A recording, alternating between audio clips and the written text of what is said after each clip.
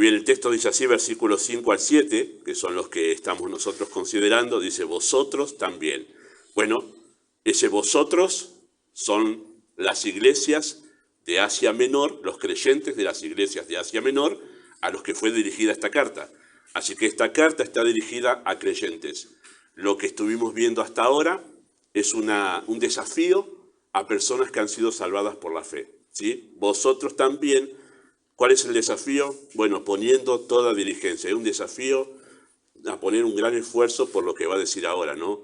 Por esto mismo. ¿Qué es esto mismo? Bueno, el contexto anterior estuvo hablando de que todas las cosas nos fueron dadas para la vida y la piedad. Y ahora que ya sabemos, después del mensaje anterior, lo que es piedad, que es una pasión por Dios, ¿sí? Es una entrega completa por Dios, una pasión por Dios. Así que ahora se nos ha dado todo esto que estamos viendo nosotros para que podamos tener una pasión por Dios. Ese es el punto de Pedro aquí, ¿sí?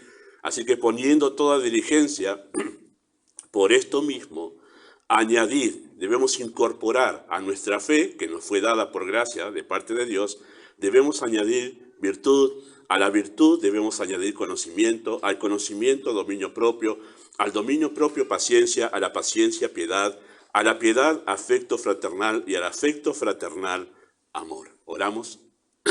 Amado Padre Celestial, una vez más damos muchas gracias por la obra de Cristo en la cruz. Saber, entender a la luz de la Escritura que Cristo fue con nombres específicos al Calvario. No fue de una manera ambigua, sino con nombres de personas ya escogidas para la vida eterna. Y por esas personas precisas subió al Calvario para dar su vida. Y hoy intercede por cada una de ellas con nombres específicos. Por eso podemos decir con el apóstol Juan, abogado tenemos para con el Padre si pecamos. Él aboga por nosotros. Y cada vez que pecamos, Él está allí diciendo al Padre, yo morí por ese pecado. Ya está saldada la cuenta, ya está pagado. Por eso damos gracias por tanto amor demostrado para nuestras almas miserables, un inmerecido amor. Por eso, Padre, al abordar el tema en esta mañana tan particular, pedimos que dispongas nuestros corazones a entender más allá de lo que hemos de decir, y tu Espíritu es poderoso para eso. Conmueve nuestras almas, haz que tu voz resuene en lo más íntimo de nuestro ser.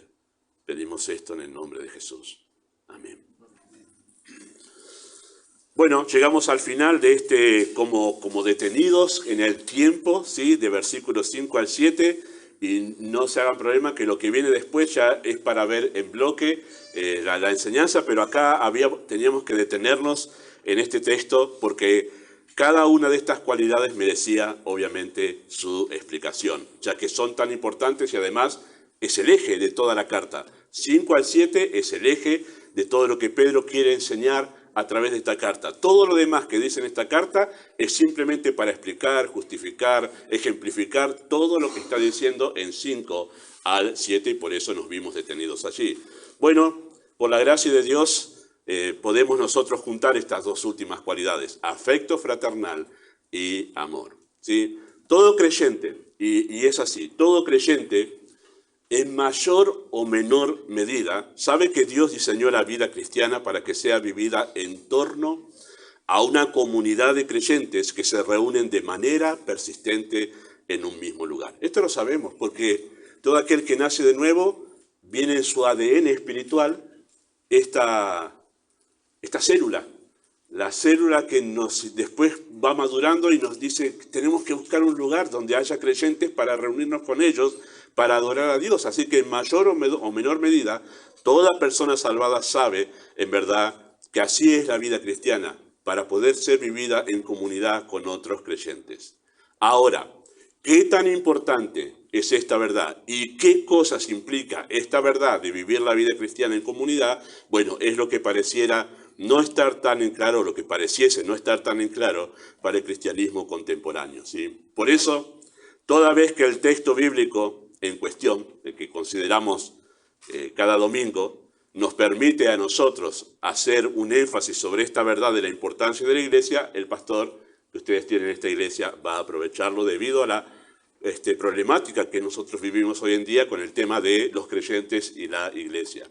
Así que como estas dos cualidades que encontramos hoy, afecto fraternal y amor, están justamente vinculadas de manera estrecha y directa con nuestra relación con la iglesia, hoy va a haber un énfasis, sin duda alguna, sobre esta realidad del creyente y su vida de iglesia. Así que haremos el debido énfasis a fin de que el cristianismo recupere, o poner mi granito de arena en este tiempo, para que el cristianismo recupere el amor por la iglesia de Dios.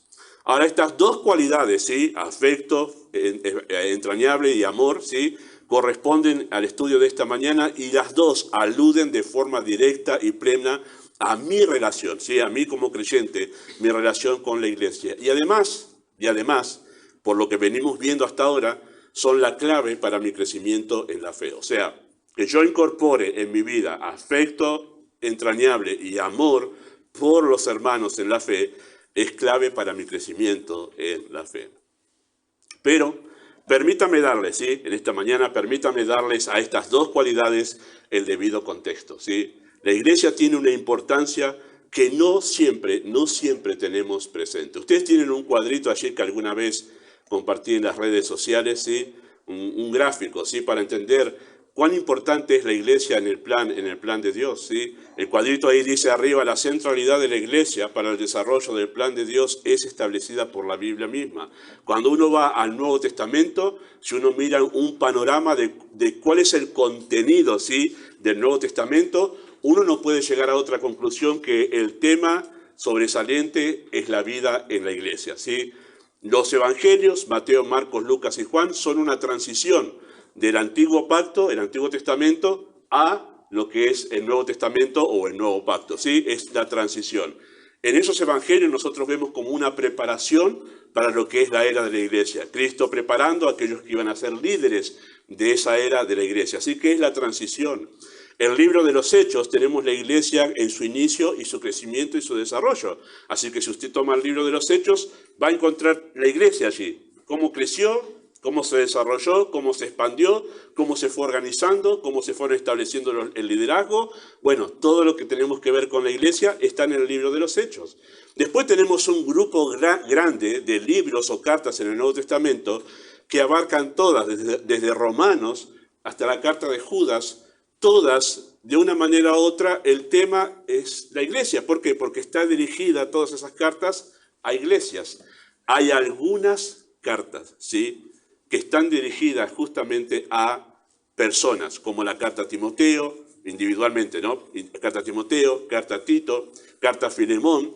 Sin embargo, esas personas son personas relacionadas con la iglesia. Tito y Timoteo son dos líderes que estaban encargados de las iglesias, y lo que tienen las cartas son instrucciones de cómo deben dirigirla. Y Filemón, por ejemplo, es un hombre amigo de Pablo, compañero de Pablo, un hombre piadoso, fiel al Señor, que justamente en su casa se congregaba la iglesia. Así que no hay manera que nosotros no veamos que el Nuevo Testamento todo está relacionado con la iglesia, y los apóstoles se ocuparon de hablar de la vida de los creyentes en relación a la iglesia. Y si vamos al último libro de la Biblia, que es el libro de Apocalipsis, usted me va a decir: no, el libro de Apocalipsis es profético, todo tema de figuras, ¿qué va a pasar con la tribulación? Sin embargo, cuando usted lee los 3 primeros capítulos del libro de Apocalipsis, dice que Cristo le dio a Juan la visión para que escriba este libro. ¿A quién? A las 7 iglesias de Asia Menor. Así que es un mensaje a las iglesias. ¿Y cómo termina el libro de Apocalipsis? El Espíritu y la iglesia dicen: ven. Termina con la iglesia. Ahora, si usted me dice: no, la iglesia no es importante, mire, yo ya con este panorama le digo que el único tema sobresaliente, más allá de Cristo y el Evangelio, el otro tema sobresaliente es la iglesia. Así que hay un énfasis notorio en la Escritura sobre la importancia de la iglesia, y está marcado por el contenido del Nuevo Testamento, ¿sí? Así que eso ya sirve como un gran argumento para decir, ¿por qué este pastor tema iglesia, iglesia cada vez que aparece la oportunidad de mencionarlo? Porque la Biblia me obliga a eso y me lleva a eso, y debería ser en la vida así de cada creyente. Así que en la mente de los apóstoles, queridos hermanos, el cristianismo no era concebido fuera del contexto de la iglesia. O sea, no se concebía la vida cristiana sin iglesia en el Nuevo Testamento. No había eso, no estaba esa idea que hoy en día tan popular se ha hecho, ¿no? Pero en la mente del cristianismo original, cuando nació la iglesia, no se concebía. O sea, uno no podía ser cristiano y sin iglesia. No pasaba eso. En la mente de Cristo, queridos hermanos, luego de su muerte y su resurrección, no había otra cosa sino la iglesia. ¿Sí? Él le dijo a los discípulos, yo edificaré mi iglesia. Eso es lo que viene. Y estamos nosotros en esa era hasta que el Señor lleve a la iglesia a su presencia y luego vendrá entonces el fin. Pero en todo lo que viene después de la muerte y de la resurrección de Cristo, es Cristo edificando a la iglesia. Eso. Y en la mente de Dios, queridos hermanos, la iglesia es mucho más que un grupo de gente salva reunida en un mismo lugar. Es un cuerpo orgánico cuyos miembros están unidos entre sí de manera indisoluble. ¿Sí? O sea, hay una unión que realiza el Espíritu de Dios. En el momento en que una persona es salva, la une a Cristo, por la fe estamos unidos a Cristo, pero a la misma vez, en el mismo momento, estamos unidos a los demás creyentes, o sea, a la iglesia. Eso sucede en el momento de la salvación. Y esa unión es indisoluble porque la realiza el Espíritu, no nosotros. Por eso Pablo dice en la carta a los Efesios, en capítulo 4, que ustedes deben ser solícitos en guardar la unidad del Espíritu. No es una unidad que yo provoco, no. La produjo el Espíritu y yo soy responsable de guardarla. Eso es lo que enseña Pablo en capítulo 4 de Efesios, ¿sí? Así que en el preciso momento en que somos salvados, el Espíritu nos une a Cristo y a su cuerpo, la iglesia. Ser salvos entonces y formar parte del cuerpo de Cristo en sentido espiritual son dos cosas inseparables. Usted no puede ser salvo y no ser unido al cuerpo de Cristo. Eso no pasa. Es la realidad espiritual a raíz de la muerte y la resurrección de Cristo. Eso enseña Pablo en Efesios capítulo 2 y 3. Él usa 2 capítulos para enseñar a los creyentes esa unión espiritual que sucede entre el salvado y su salvador, pero entre el salvado y los demás salvados. Se produce instantáneamente ese vínculo, ¿sí? Así que no soy salvo, y esto debemos aclararlo por las dudas cuando entramos en este tema, no soy salvo por ser parte de la iglesia. Soy parte de la iglesia porque soy salvo. Esa es la verdad que nosotros vemos aquí en la Escritura. Así que al decir que el creyente es parte de la iglesia, estamos señalando que al ser salvo ha adquirido una nueva condición. Ahora es hijo de Dios y miembro de la familia de la fe por adopción. Cuando fuimos salvados, además de ser salvados, perdonados de nuestros pecados, ¿sí? Adquirir una posición de herencia junto con Cristo, también somos adoptados como hijos de Dios. Nosotros no nacemos hijos de Dios. El ser humano no nace hijo de Dios. Por su condición de pecador nace enemigo de Dios. Pero al ser salvados somos adoptados. Y es una nueva relación con Dios. Ahora Él nos ve como sus hijos. Ahora Él nos ve como sus hijos. Y adquirimos ese derecho porque Cristo lo ganó para nosotros. Así que somos adoptados en la familia de Dios. Así que al igual que un huérfano, que al ser adoptado pasa a ser un miembro más de ese grupo familiar y automáticamente tiene privilegios y responsabilidades, así también el que ha sido salvado automáticamente al ser adoptado en la familia de la fe tiene privilegios y responsabilidades dentro de esa nueva familia, ¿sí? Imagine eso, la situación de un huérfano que están esperando ser adoptados, ¿no? Y aparece un matrimonio, aparece una familia que lo adopta y dice, bueno, ahora sos nuestro hijo. ¿Sí? Por adopción son nuestro hijo. Y ese huérfano ahora va a esa familia, vive en esa casa y se relaciona ahora con papá, mamá, que los han adoptado y otros hermanos si los hubiere. Bueno, ese huérfano no puede empezar a vivir en esa casa y decir, bueno, listo, acá yo cierro la puerta de mi cuarto y no me interesa. No, tiene que empezar a relacionarse. El ser adoptado, tener ese privilegio de ahora tener una familia, también conlleva responsabilidades. Ahora tengo que responder a papá y a mamá, me tengo que relacionar con otros hermanos. Privilegios y responsabilidades por ser adoptado en una nueva familia. Y eso es lo más natural que debe suceder. Eso es lo que debe suceder. Bueno, ha habido casos, en verdad más de uno, de personas que han intentado adoptar, pero como esos huérfanos que han querido ser adoptados en verdad, no se dispusieron a acomodarse al nuevo hogar, lamentablemente esos papás tuvieron que devolver esos hijos al hogar donde estaban esos hijos porque no se querían adaptar al nuevo hogar, a las nuevas reglas de ese nuevo hogar que con amor los adopta, los quiere tener, pero no han podido, no se han acostumbrado así. ¿Por qué? Porque no es natural que alguien sea adoptado y no quiera acomodarse a ese nuevo hogar, a esa nueva familia, interactuar con ellos. Bueno, queridos hermanos, cuando nosotros somos salvos entramos a la familia de Dios y eso conlleva privilegios, pero responsabilidades con esa nueva familia. Mi nuevo papá, que es Dios, pero mis nuevos hermanos, que son los demás salvados.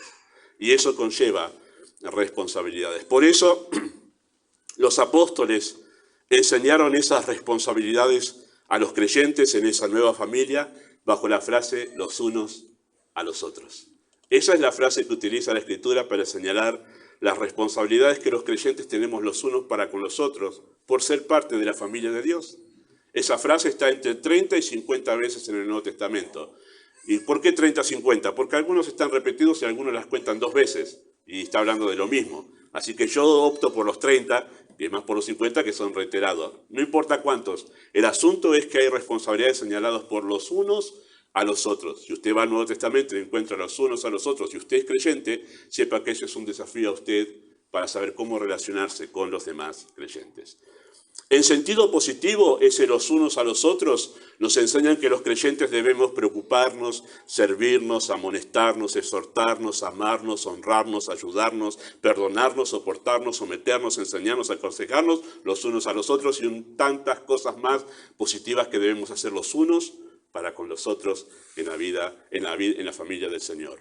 En sentido negativo, por ejemplo, hay otros más, pero nos enseña también que ese los unos a los otros pone un peso de responsabilidad sobre nuestras vidas hacia los demás creyentes para que nosotros evitemos el tropiezo los unos a los otros, nosotros no murmuremos los unos de los otros, no nos mintamos los unos a los otros porque somos parte de la misma familia, somos parte de la familia de Dios. Así que hay responsabilidades en sentido positivo como hay responsabilidades en sentido negativo. Hay mucho que la Biblia pone sobre nuestros hombros como parte de la familia de Dios hacia nuestros hermanos en la fe. Así que mediante esta interacción de los unos a los otros, todas estas cosas que están mencionadas en la Escritura bajo esta premisa de los unos a los otros, mediante esta interacción, la Biblia dice que los unos a los otros somos instrumentos en las manos de Dios para que cada creyente llegue a la madurez en la fe. Eso enseña Pablo en Efesios capítulo 4. ¿Sí? En esos versículos, en ese capítulo enseña Pablo eso, que mediante esa interacción que se da entre los creyentes, cumpliendo las responsabilidades mutuamente el uno para con el otro, eso produce crecimiento en la vida espiritual de los demás creyentes. Ahora, para que esto sea posible, que esa interacción, cumpliendo responsabilidades de los unos para con los otros, produzca crecimiento, para que eso sea posible, Pedro dice que debemos incorporar 2 cualidades para utilizar todas esas herramientas de una manera tal que produzca el crecimiento en la vida del otro. Esas 2 cualidades que debemos incorporar son afecto fraternal y amor. En ese contexto están estas 2 cualidades que Pedro menciona aquí. En el contexto de nuestra responsabilidad para con los demás creyentes, para ayudarlos a crecer, y el privilegio de que ellos me ministren a mí con esas responsabilidades y mi fe, mi propia fe, crezca. Así que vamos a hacer un acento en esta mañana, en este contexto, dentro de este contexto, a estas 2 cualidades que debemos incorporar para poder crecer en la fe y así tener una pasión profunda por Dios. Esa expresión afecto fraternal que encontramos en el texto, ¿sí? Que en griego es una sola palabra. En griego es una sola palabra. Es la palabra Filadelfia. ¿Sí? Hay una ciudad ahora, pero también había una ciudad cuando esta palabra se empezó a usar en lo que era Turquía. Ahí está, una ciudad fundada por 2 hermanos fue fundada. Y de ahí viene la idea, mejor dicho, de ahí viene el nombre Filadelfia, que está compuesta por 2 palabras, que es filos, de filio, de filial, de una relación afectiva, y adelfos, que es hermano. De ahí viene la palabra Filadelfia. Y habla de amor de hermanos, de un amor familiar, de un afecto familiar. A eso se refiere esa palabra, ¿sí? Literalmente significa amor de hermanos. y refiere a una relación de confianza, de cariño que se da dentro de un núcleo familiar, de una familia tipo. Ustedes van a decir, no, pero mi familia es como la de los locos Adams, pastor. No pega con esto. Bueno, es otro asunto. Es otro asunto ese. Pero estamos hablando del ideal, de la familia ideal. Dentro de la familia ideal hay un afecto, ¿no? Entre hermanos, hay un cariño, una confianza que se da dentro del núcleo familiar que no se da con los de afuera, con los desconocidos. Ni siquiera se da con los parientes un poco más lejanos. A ese afecto se refiere justamente aquí esa palabra afecto fraternal. A un afecto familiar que se da dentro del núcleo familiar.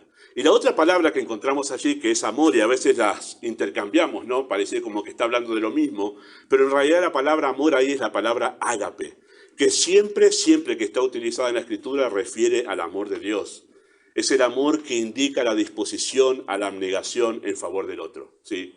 Amor ágape es el amor sacrificial. Estoy dispuesto a negarme a mí por el bien del otro. Ese es el amor ágape. Así que hay dos cosas aquí. Un afecto familiar que yo debo desarrollar para con los hermanos, pero también una disposición a negarme a mí por el bien del otro. ¿Por qué está primero afecto fraternal y luego amor? Recuerden que esta forma que escribió Pedro es que una cosa debe suceder a la otra. No podemos intercambiar las cosas aquí.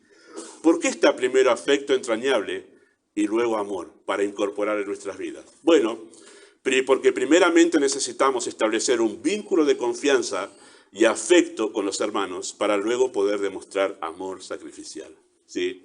¿Por qué? Bueno, una cosa muy natural es esto. Dígame si no es así, en su familia o en su vida. Todos estamos más dispuestos a sacrificarnos por nuestros afectos que por los desconocidos. ¿No es verdad eso? ¿No es verdad que usted está más dispuesto a hacer un sacrificio por aquella persona que le tiene más afecto que por aquel que es un desconocido? Si usted está en la calle y usted se encuentra con un familiar que dice, bueno, mirá, mi primo, mi hermano, mi papá, mi mamá están por ahí y se accidentó y usted larga todo y va y lo atiende.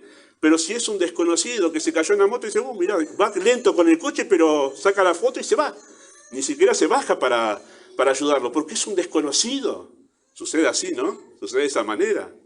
Porque estamos más dispuestos a sacrificarnos por nuestros afectos que por alguien que no conocemos. Es lo más natural. Y por eso Pedro dice que primero debemos desarrollar afecto entrañable para después poder sacrificarnos por los hermanos.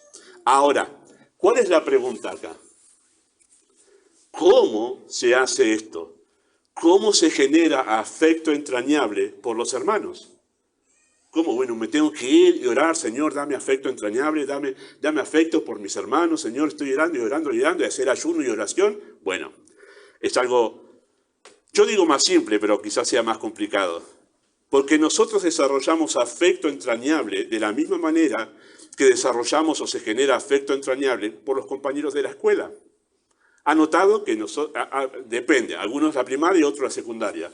Por el hecho de estar yendo todos los días, lunes a viernes, a la escuela, 7 años o 6 años, con los mismos compañeros, cuando usted tiene que pasar a la secundaria, empiezan a caer los lagrimones, a firmarse el delantal. Ya no se firma más el delantal, ¿no? Llevarse el recuerdo, en mi época sí, llevarse el recuerdo de la firma del compañero, las fotos, porque hemos creado tal vínculo por estar compartiendo el mismo aula, el mismo asiento, los mismos recreos, haciendo los mismos líos, que ya es como, somos compañeros, o sea, sentido es el asunto. O sea, el afecto fraternal se desarrolló solo por estar compartiendo las mismas cosas de manera rutinaria. Ahí se genera el afecto natural.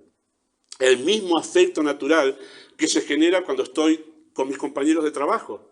No, pero son mis compañeros. Y con algunos capaz que hay un rispidez, pero con otros es como que se genera un afecto y si nos juntamos de vez en cuando para comer un asado, ahora no, unos sanguchitos ahora, pero el asunto es que hay un afecto, un cierto afecto por compartir el mismo lugar de trabajo, los mismos horarios, las mismas tareas. Así crece el afecto fraternal, por compartir durante cierto tiempo prolongado las mismas cosas. O mire, si usted es parte de un equipo de fútbol o un equipo de vóley, está por compartir el mismo deporte y ponerse la misma camiseta, y pelear por que el equipo gane, se genera un afecto, un cierto afecto fraternal por el equipo. Y es así, sucede de esa manera. Así que, queridos hermanos, así por cualquier otra cosa en la que yo me reúno a compartir cosas en común con otros, con el tiempo se va generando afecto fraternal. El hecho de estar compartiendo rutinariamente un mismo lugar, haciendo mismas cosas en común, naturalmente se crea un cierto vínculo de confianza y afecto. Y es así. Y por eso nos cuesta cambiar de trabajo, voy a dejar a los compañeros, nos cuesta cambiar de escuela, es el drama si los padres se tienen que mudar y los chicos tienen que cambiarse de compañeros. Es el drama. ¿Por qué? Porque han desarrollado afecto con todos sus compañeros y con sus vecinos.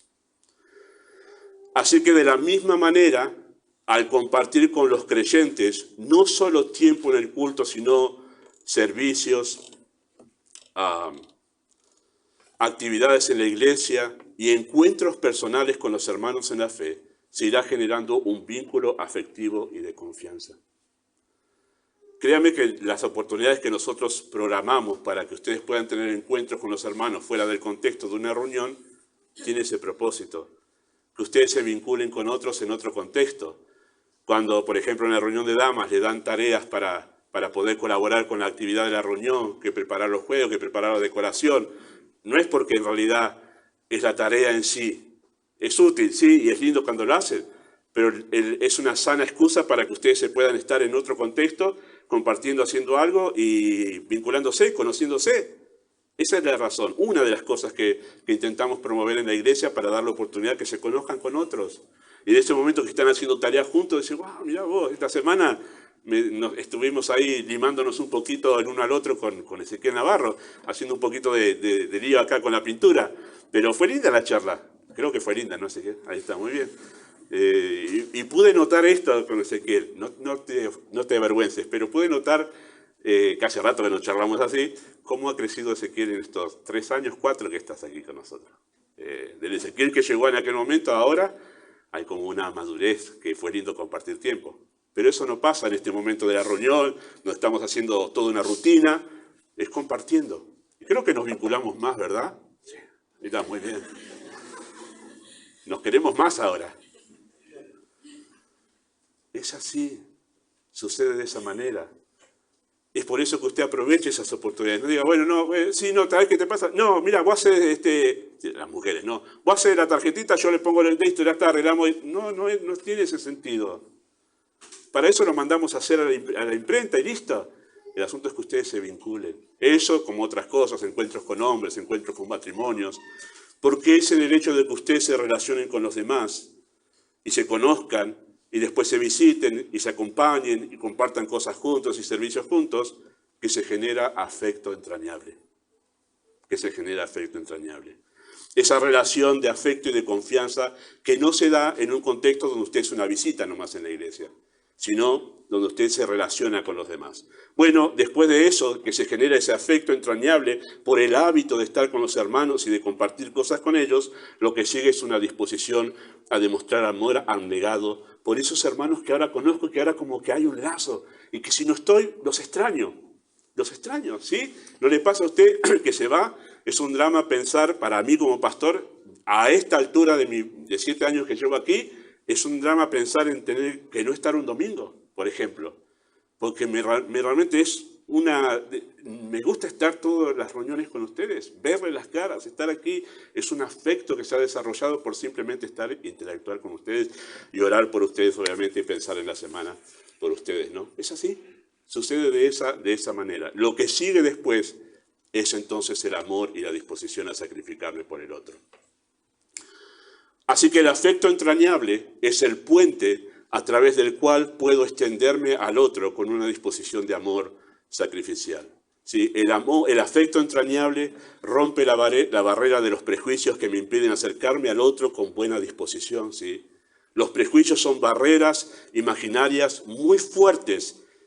Cuando nos hicimos la idea de que alguien es así, es muy difícil cambiarla. ¿No le ha pasado? No se acerca a alguien porque ya se hizo en su idea que fulano o fulana es una mala persona. No va conmigo. Pero simplemente basta que usted comparta, agarra, qué sé yo, hay que remover el cascote y los dos se ponen a remover. Y en un momento se cansa y dice, che, ¿y cómo te va en tu vida? Y después, mira vos, fulano no era tan así como yo pensaba, tan mala persona.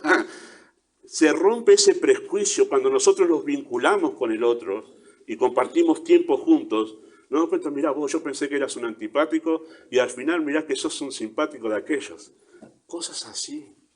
Mirá vos, yo pensé que vos eras muy así, nariz parada, pero sos lo más simple que puedo encontrar en este mundo. Bueno, nos rompemos los prejuicios. El afecto entrañable rompe esos prejuicios que ponemos como barreras para no acercarnos a los demás. Y por eso está bueno negarnos a nosotros mismos y decir, voy a dedicar tiempo a conocer a este hermano, a esta hermana. Nosotros desarrollamos prejuicios que el afecto entrañable los rompe completamente y nos permite poder ser edificados en esa relación con ese hermano, ¿sí? Hay una película que se llama Talentos Ocultos. ¿Cuántos las han visto? Bien, muy bien, la ha visto. Talentos Ocultos se llama. Si no la vio, véala. Ustedes saben que los archivos de Estado no se pueden abrir sino después de 50 años. ¿Sí? O sea, lo que esté pasando ahora en el Estado, dentro de 50 años se van a poder abrir los archivos y saber qué pasó durante este año. Eso en todos los estados. Y recién ahora, hace poquito, 50 años después, se puede saber que en la NASA, cuando se estaba programando los viajes espaciales, en realidad quienes estaban sacando las cuentas de cuánto, por dónde tiene que salir la nave, cuánto, bueno, todos los cálculos matemáticos los hacía un grupo de mujeres de ascendencia africana.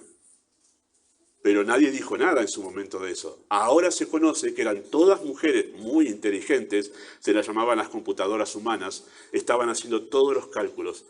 Y había una en particular, que fue la que estaba ahí, que con el capo que manejaba todo el tema de los viajes espaciales, los previos a la llegada a la Luna. Bueno, había una mujer, una sola mujer de ascendencia africana que estaba entre todos los hombres matemáticos, todo lo demás ahí, compartiendo ese lugar, pero nadie quería agarrar la cafetera que ella agarraba. Y además también lo que sucedía ahí es que ella perdía tiempo y el capo no sabía, ¿por qué estás afuera tanto tiempo? Que tengo que irme al baño. Ella dice, me tengo que ir al baño hasta la Patagonia, dice. Porque había un cartel en el baño de ese lugar que decía, baño para blancos. Y el hombre agarró, ¿cómo baño? Pum, pum, pum, una masa, tiró el cartel y dijo, acá no hay más baños para gente de color. Hay solo un baño. Y cuando vamos a orinar, todos orinamos del mismo color, dice. Y se rompieron los prejuicios. ¿Cómo termina la película? Viniendo los compañeros de esta mujer sirviéndole café de esa cafetera que nadie quería agarrar. Rompieron los prejuicios y se terminó creando un vínculo entre esas personas. Tremendo, ¿no? Por eso a mí me irrita de verdad, esas iglesias para gente de color, la iglesia para ricos, la iglesia para pobres. ¿Dónde vemos eso en la Biblia? Todos somos iguales en Cristo. Y está buenísimo que en una iglesia se puedan vincular y relacionarse bien personas pudientes con personas que apenas pueden sobrevivir en el mes y pueden compartir lo mismo. Eso es afecto entrañable. Me extiendo al otro sin importar su condición, su color, su carácter, su manera de hablar. Todos esos prejuicios los rompe el afecto fraternal. Porque si Dios le ha salvado, tiene algo que para mi vida espiritual es muy útil. Y Dios lo ha dispuesto en ese vaso de barro para que edifique mi vida espiritual. Así que hay que echar por tierra todos los prejuicios que tenemos, que impiden que nos acerquemos a los demás. No, yo me mantengo acá, yo no quiero herir a nadie. Mentira, lo que no querés es que te hieran a vos. Por eso no te acercás a los demás. El amor ágape vence y me libra de las dos tendencias más perniciosas que en cualquier relación. ¿Cuál? El orgullo y el egoísmo. Desarrollar esta clase de amor sacrificial, me obliga a pensar en el otro antes que en mí y a sacrificarme a mí mismo y lo mío por el bien del otro.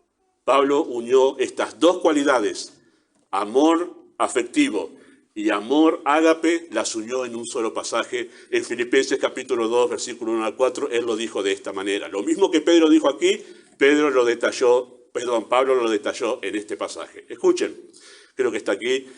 El texto dice así, Filipenses 2, 1 al 4. Por tanto, si hay alguna consolación en Cristo, si algún consuelo de amor, si alguna comunión del Espíritu, si algún afecto entrañable, si alguna misericordia, completad mi gozo sintiendo lo mismo, teniendo el mismo amor, unánime sintiendo una misma cosa. Hasta ahí, afecto entrañable. Y verso 3 en adelante, amor ágape.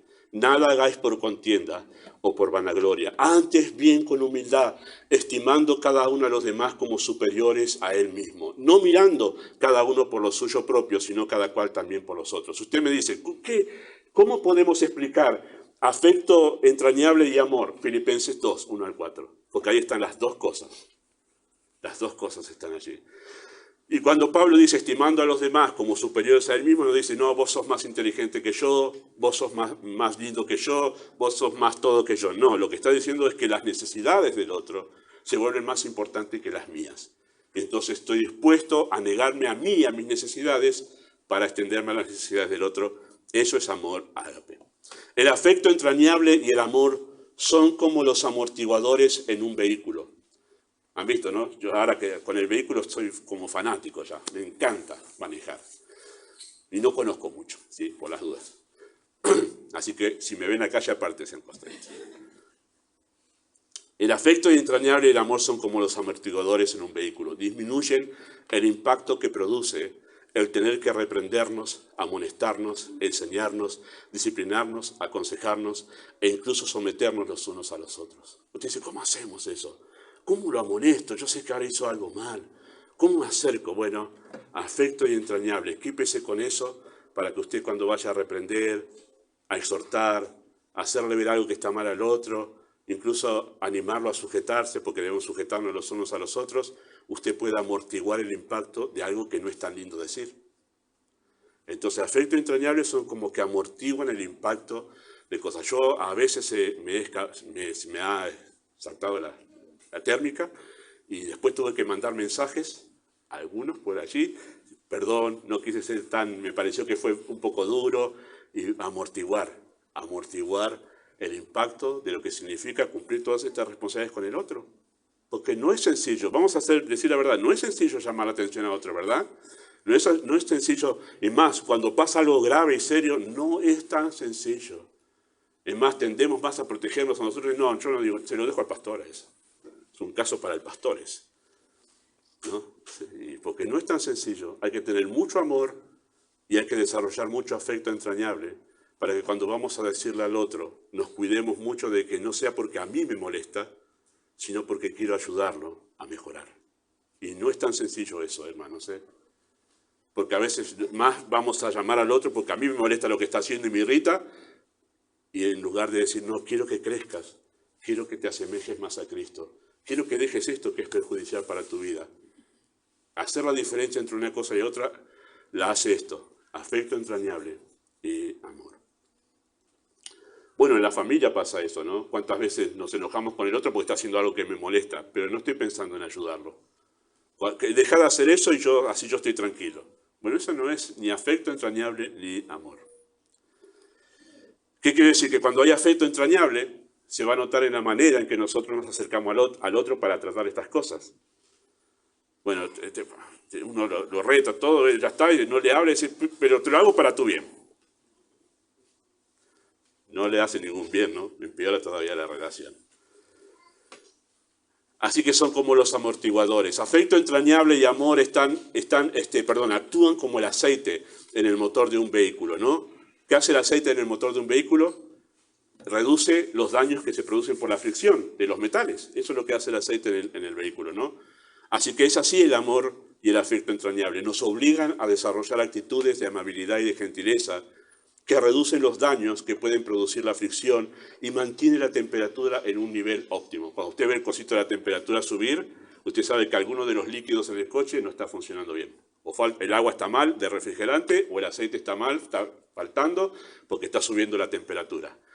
Y si usted, en la relación con los demás, en la fricción que se produce, hermanos, aclaro esto, el relacionarnos con los demás produce fricción. Es inevitable la fricción. Somos diferentes en carácter, cultura, educación, gustos, disgustos, somos diferentes y además de todo esto, todos somos pecadores. Y el relacionarnos los unos con los otros produce una fricción inevitable. ¿Qué va a hacer que esa aflicción no nos cause daño? Afecto entrañable y amor. Eso va a ser así. ¿No le ha pasado que justo me reprenda? ¿Será? Como un bálsamo que no me herirá la cabeza.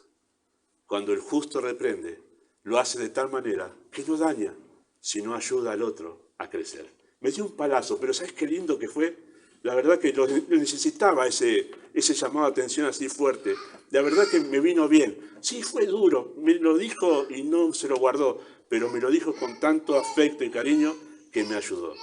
El afecto entrañable y el amor son como los lentes para una persona que padece miopía.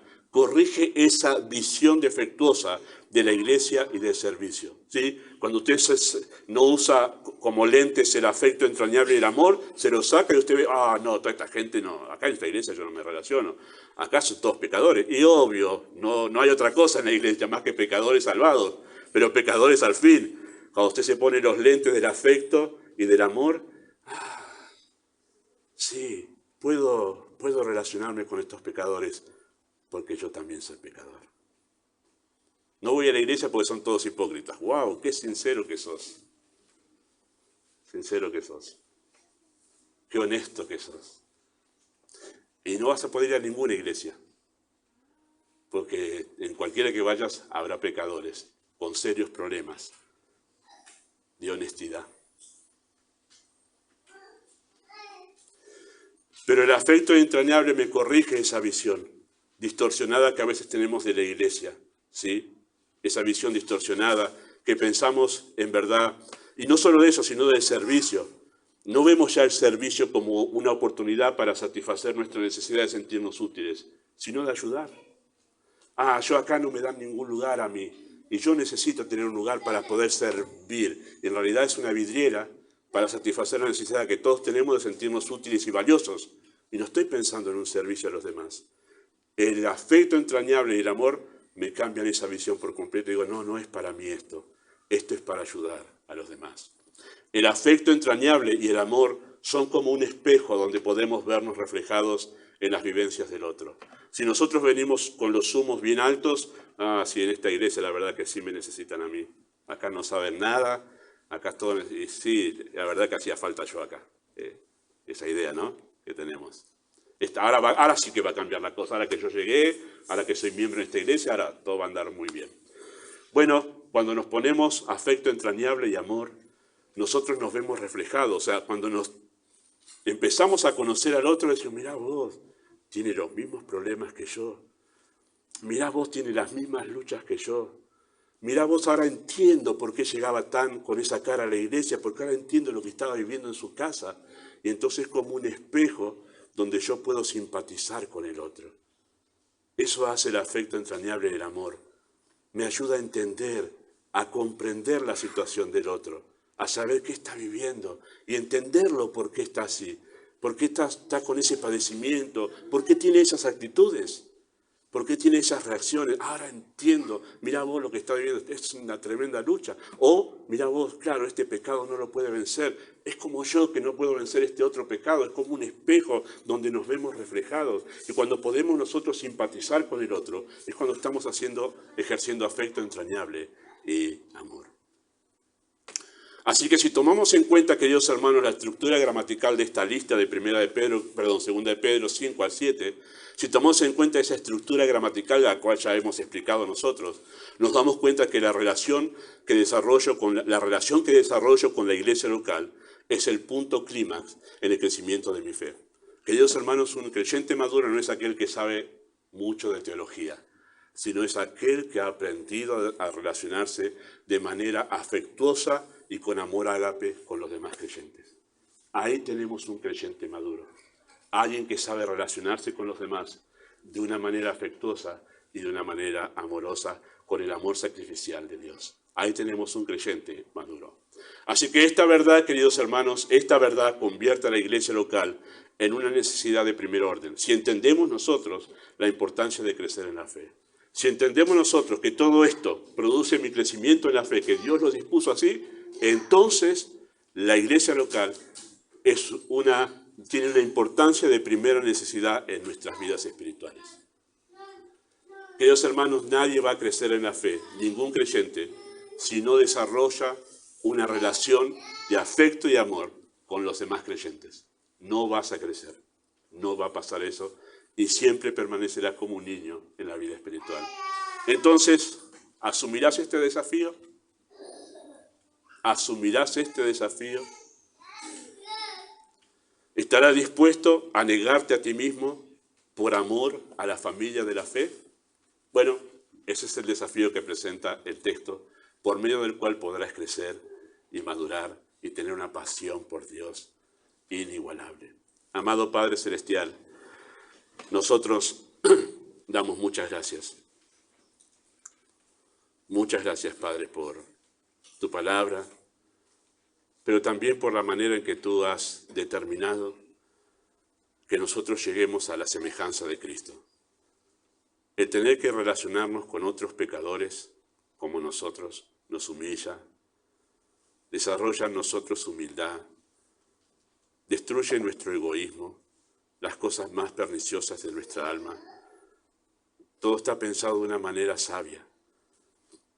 Y has puesto el tesoro de la fe en corazones de personas como nosotros, limitados, pecadores, con problemas, con defectos, para que nosotros podamos aprovechar eso con un corazón humilde.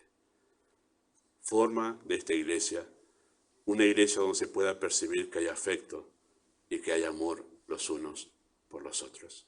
Pedimos tu bendición en nombre de Jesús. Amén. Muy bien, vamos a dar por terminada la transmisión allí porque vamos a pasar a la mesa, primer domingo del mes y compartimos la mesa del Señor. Les invito a ustedes a abrir sus Biblias en 1 Corintios capítulo 11.